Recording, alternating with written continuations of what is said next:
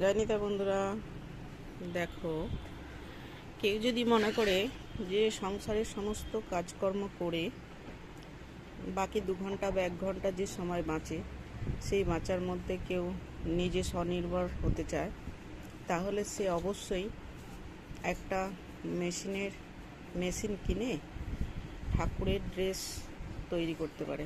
ঠাকুরের ড্রেস নিয়ে তোমরা যেসব দোকানদাররা ঠাকুরের ড্রেস বিক্রি করে তাদেরকে নিয়ে গিয়ে দিলে বিক্রি হয়ে যায়।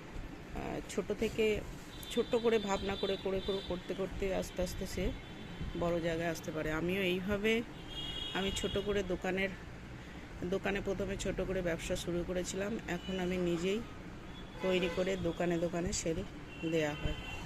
দেখো, এইভাবে কেউ যদি করো, বড় বড় যারা সব বড় বাজারের দোকান আছে তাদেরকেও তুমি মাল সার্ভিস দিতে পারো।